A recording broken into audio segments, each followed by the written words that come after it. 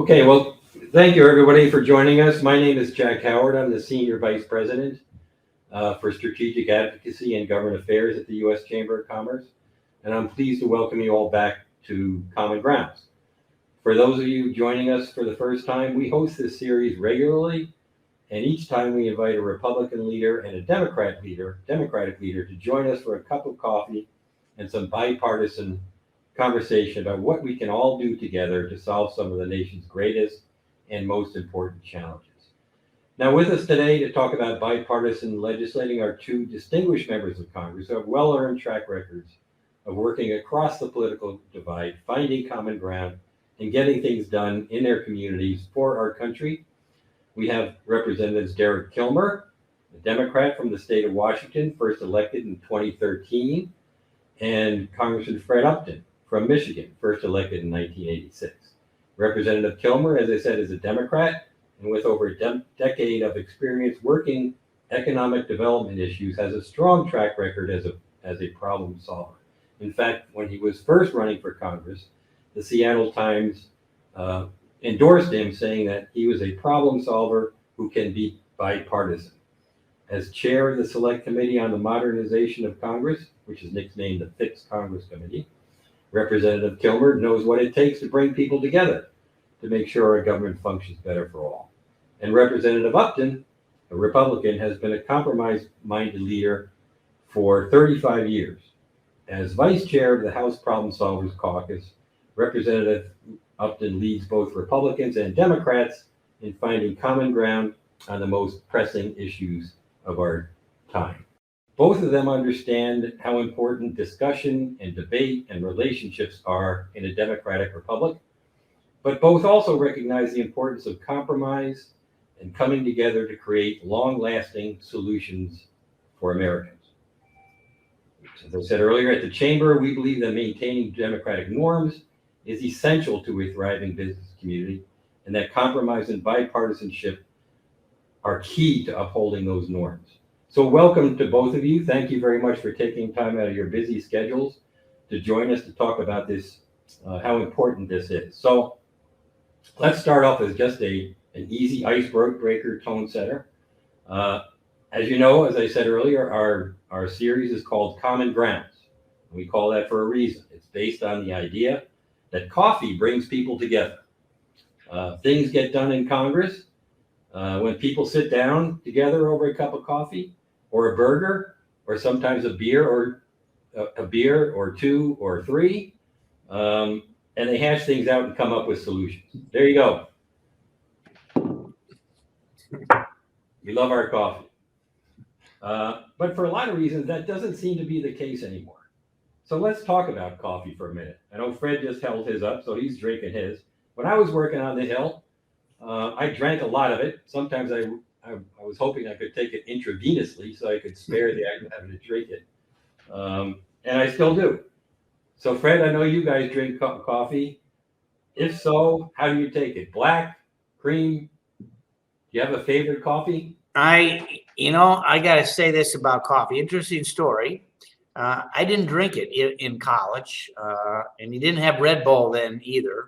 Yeah. But when I started working on the campaign of David Stockman, he took it black because he didn't have time to take it with cream or anything else. And that was the easiest as we hit coffee shop after coffee shop on the campaign trail. So as his, I guess, a right-hand aide managing a couple of counties, it was my first job out of college. I just took it black with him so that it didn't have to wait for the cream or the sugar to be added. So I'm a straight black guy, period. Yeah. And for people who aren't familiar with Dave Stockman, that is a classic Dave Stockman story. I can just see that. Congressman Kilmer, how about you? Are you a coffee drinker? As a resident of the state of Washington, I would be kicked out if I said no to that. Yeah, I start every morning with 2 cups. I've already had them. And for me, I put in almond milk or oat milk creamer and sweetener. For me, it's largely a vehicle for flavored sweeteners. There you go. Good. Well, that's good to know. All right. So bipartisanship, it goes without saying, it's a core attribute to the functioning of Congress. And looking at it from the outside, it seems like the partisan divide is growing wider by the day. It reminds me a little bit of, a lot of members like to talk about being bipartisan, but they really just kind of talk the talk. It reminds me a little bit of what St. Augustine said about chastity, which is basically give me chastity, just not yet. So that's the way it looks from the outside. Is that kind of your perspective from the inside? I know things have really gotten complicated over the last couple of years with the pandemic and proxy voting and things like that, but are things really as bad as it looks like from the outside? So I'll go first, then we'll alternate maybe between Derek and me. We are, by the way, thanks, Jack, for doing this. And I count Derek as a friend. He's a guy that I've always been able to work with. He's a straight shooter, and that's really what this is. In Congress, it's relationships, and people have to be good for their word. But you're right, it is really partisan. A lot of hardballs going back and forth. And if you watched it just last night, and I talked to a friend earlier this morning back in Michigan, and last night, like the night before, in the last couple of weeks, we've been taking up what would be considered non-controversial bills, things like naming post offices after veterans and police officers. It was Police Week, falling in the line of duty, that type of thing. These things would normally go by a voice vote. And last night, again, we had 20 votes. It took nearly 4.5 hours to get done. Nobody had dinner. We're just there. If you looked around the chamber, it was like, not again. We're not really doing this again, are we? We just got to be there. It's just like, and these bills passed like 402 to 4. I mean, it was like overwhelming on every single bill and amendment that was taken up.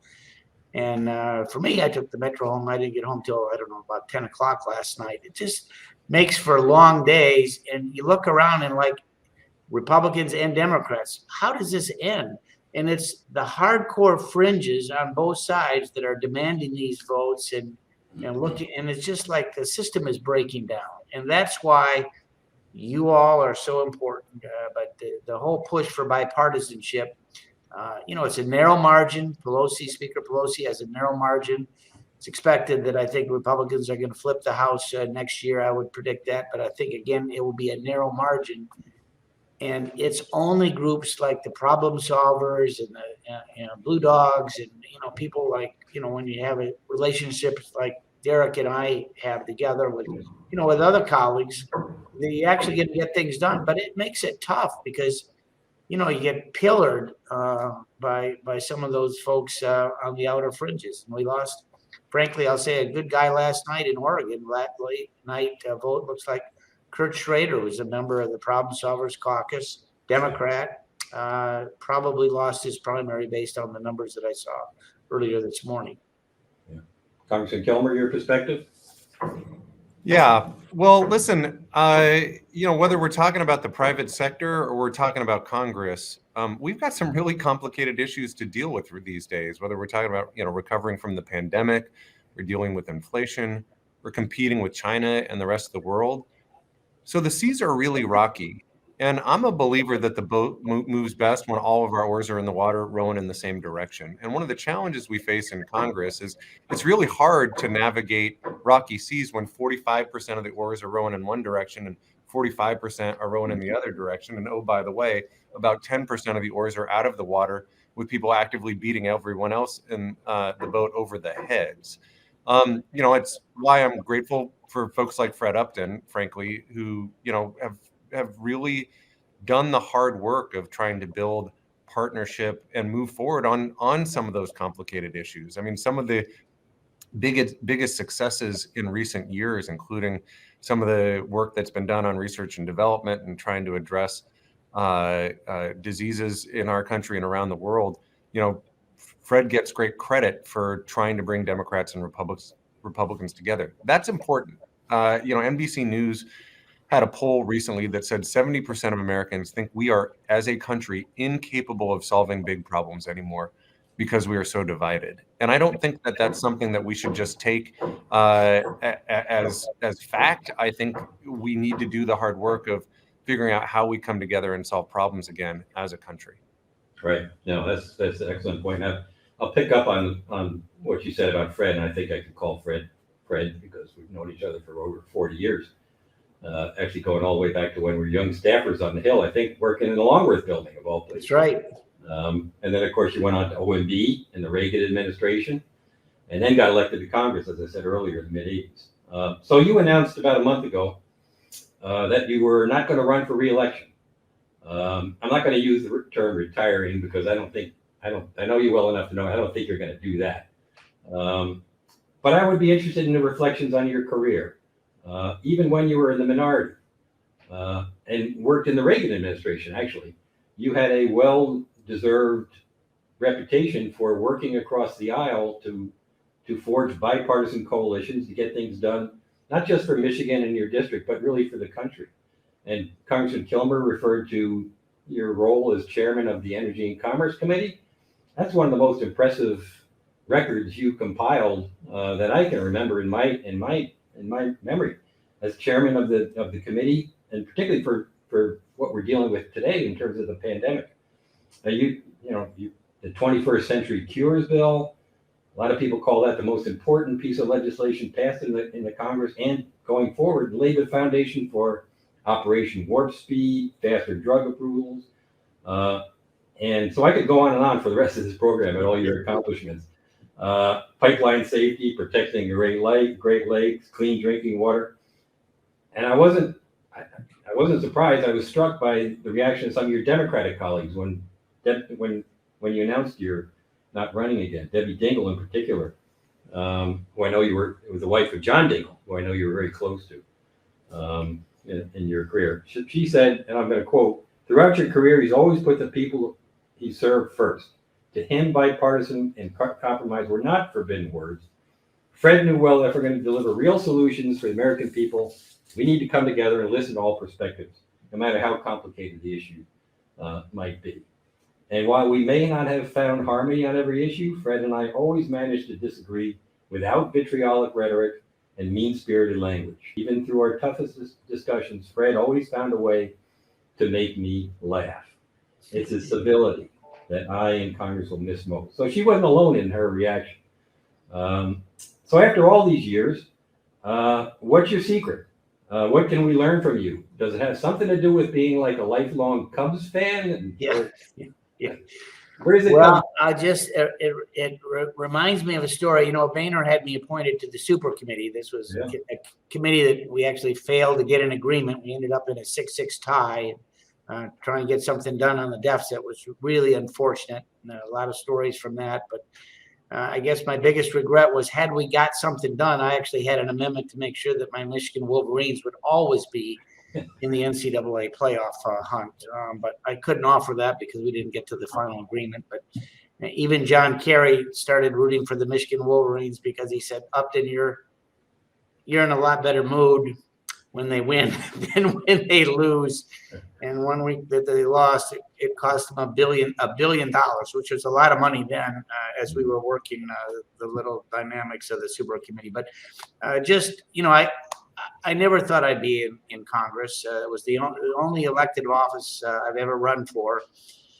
But I learned a lot from President Reagan. I was in charge of congressional affairs at OMB, lobbied members of Congress on every issue. That was before cell phones and even fax machines, even before C-SPAN coverage of the Senate. And, Reagan worked with the Democratic Congress, and he got a lot of stuff done. It was relationships. He had a wonderful relationship with Tip O'Neill and Howard Baker and Bob Dole and the people that Byrd. I mean, all those different leaders. And he got things done. And so when I was elected, I said, that's going to be my MO. I'm going to work with members on both sides, and started working with people like John Lewis, who was in my class, and Kwesi and Fume. I think I was the only one maybe still that can actually spell his name, let alone say it. But he was my mother-in-law's congressman. And we got a real record of achievement. And when you have a closely divided Congress, particularly as you have today, I went over to the Senate floor last night during some of the votes and talked to a number of senators over there. Many of them came from the House, of course. The only way you get things done, where you need 60 votes in the Senate, you got to have enough votes over here, is if you work with people on both sides. There are great ideas on both sides. The Ukraine is the number one. I'll close on this.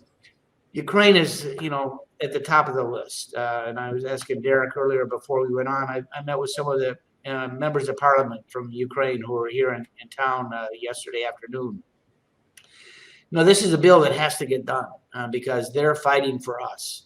And this is something where we have come together, very much like what we did after 9/11, where we came together as well. And you got people on the hard sides that are not going to be for this, but I think we'll show, particularly with the vote in the Senate that will occur likely tomorrow, that it's going to be pretty overwhelming to get this thing done. But it's those relationships. Debbie Dingell, she was the first member of Congress that I called to say that I was not going to run. It was redistricting issues was the final straw for me. She didn't take my call. She knew why I was calling her at 7 a.m. And I can call her that early, but she knew why I was calling, and so she refused to take my call, and she shed a few tears. But we're best of friends. And her husband, the late John Dingell, was my chairman, as I was his, of the Energy and Commerce Committee, and he got things done too. I mean, when you get a bill done through our committee with a good margin, it's going to pass on the House floor, and that's what we did with 21st Century Cures, a bill to expedite the approval of drugs and devices. It was coupled with $45 billion more in health research. And we actually got the vaccine in place and distributed probably 6 or 8, maybe even 10 months earlier than otherwise it would have been. So we literally saved hundreds of thousands of American lives when President Obama signed that bill. The last bill that he signed into law when he was president back in 2016. A bill that survived the filibuster in the Senate. Elizabeth Warren and Bernie Sanders filibustered the bill. They had Chuck Schumer's support in trying to filibuster it. But we got 75 votes, and we got it done literally the very last day of the Congress. And as you said, Jack, it was hailed, Mitch McConnell and others, we worked, Lamar Alexander was hailed as the most significant piece of legislation enacted in that Congress, and maybe for a couple, particularly now as we reflect back, and we're going to actually have a markup today in the full committee and try and expand it a little bit. And Joe Biden's been a big supporter of what we did. Yeah, well, not only was it a significant legislative accomplishment, but it probably saved millions of people's lives. Yeah, it did. It did. Congressman Kilmer, you too had a distinguished career before you got elected to Congress, mostly in kind of the business career. How has that kind of background shaped your work in Congress? Yeah, I was an economic development guy. I grew up in a logging town in Washington State that unfortunately took a turn for the worst when I was in high school, and have spent most of my adult life just trying to figure out what to do about it and how to help communities so that no matter what zip code somebody lives in, they got a shot. And when I was elected to the state legislature and then elected to Congress in 2012. And I got some advice when I first ran for office, and was actually by a guy I was in Rotary with, who was a former Republican leader in the state legislature. And he said, Derek, here's the deal. He said, one, with everything that comes before you, just vote what you think is right. He said, there's Democrats with good ideas and some with bad ideas. He said, vote for the good ideas, vote against the bad ideas, which doesn't sound like rocket science, but is often missing in our political landscape these days. And then the second word of advice he gave me, he said, with everything you work on, at least try to make it bipartisan, because you will come up with better solutions to real problems if you try to incorporate ideas from across the political spectrum. And I found that to be really sound advice. It's something, again, that I admire Fred Upton for doing so well throughout his legislative career. And it's something that I'm certainly trying to do here in Congress with bills like the Building Civic Bridges Act and other things that we've been working on. All right. I was going to ask you about the Building Civic Bridges Act. You're the sponsor. Fred, you're the co-sponsor. Tell us a little bit about the bill and why you felt like building relationships across the lines of Congress need to be focused at the local level. Yeah, maybe let me start globally and then I'll get local. I was really concerned earlier this year. I mentioned the NBC News poll. There was another poll, a battleground poll. They asked on a scale of 0 to 100, with 0 being no conflict and 100 being civil war, where do you rank the United States right now? Where would you place it? And the mean score was a 70, which is the highest on record. And I think that's concerning for everybody. That's concerning for our communities. And I think, I've talked to business leaders who've spoken to me about just the tangible feeling of the degree to which we're kind of getting pulled apart in this country. Sadly, we've seen that manifested at the local level in my neck of the woods. We had, unfortunately, this fall, a series of attacks on religious institutions in Tacoma, arson at the Islamic Center. We saw 2 Buddhist faith leaders assaulted outside their temple, and a church get vandalized, all within the span of just a few weeks. And in the spirit of something good coming out of something bad, we actually saw an Interfaith Alliance pop up and say, hey, that's not what we're about. And part of having a religiously diverse, pluralistic democracy is we have to be able to live and work next to people who think and look and pray differently than we do. And afterwards, one of the faith leaders approached me and said, that was a really good 60 minutes, but if we were going to do this right, we would have an ongoing effort to bridge some of these divides in our community. And he said, just out of curiosity, any federal support for something like that? And I said, you know what, not really. And then a month later, I was at a YMCA in my district thinking they were going to talk to me about the fact that gymnasiums were losing money. That is not what they wanted to talk about. They said, all of the polarization, all of the toxicity that you see in Washington, D.C., that we all see on cable news, has unfortunately infiltrated our YMCA. They said we are literally having arguments and fights break out over pick your red or blue issue. And they said it's become so bad. We've hired a consultant that's training our staff, training our board in conflict resolution. We're going to actually host some events as a Y to try to bring people together across some of these divides. And they said, just out of curiosity, any federal support for something like that? And I said, not really. And at the same time, as you mentioned, I'm chairing this Fix Congress committee, and someone sent me a report from the National Academy of Arts and Sciences called Our Common Purpose, focused on trying to strengthen American democracy. And chapter 4 of it is focused on what they call civic bridge building.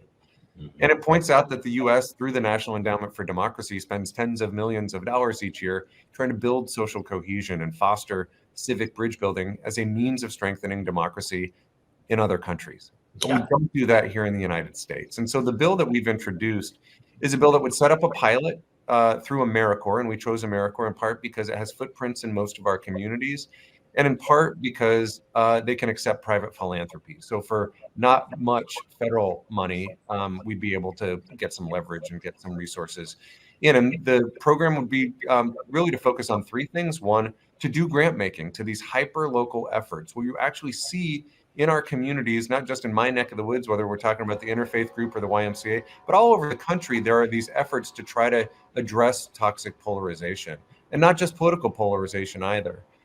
2, to actually train AmeriCorps participants in the skills related to bridge building, and 3, to support colleges and universities that are doing work in this space. And I'm excited about the fact that we introduced this bill with 10 Democratic sponsors and 10 Republican sponsors. And I'm really grateful for the endorsement of the bill by the Chamber of Commerce. I think it matters to the business community that we get past this polarization and that we're able to work together in our communities. And so I really, I tip my cap to the Chamber for it getting involved on an effort like this. Yeah, well, we're happy to help out. That frankly was an easy one for us. And we were happy to do whatever we can to move that forward. As I said earlier, I'm really interested, intrigued by your select committee on the so-called Fix Congress Committee. Tell us a little bit more about that. Particularly, you're already doing a lot of your recommendations have been adopted. You're working on several more. The thing that struck me about the committee is most select committees kind of just expire at the end of 2 years, but you're doing it enough good work that the leadership decided to extend you for another Congress. So tell us a little bit more about that, and particularly the work you're trying to do to restore civility. Yeah, about every 20 or 30 years or so, Congress realizes things aren't working the way they ought to, and they create a committee to do something about it. And this is the most recent iteration. It's called the Select Committee on the Modernization of Congress, which makes us sound like we're the IT help desk, but we've been nicknamed the Fix Congress Committee, as you pointed out.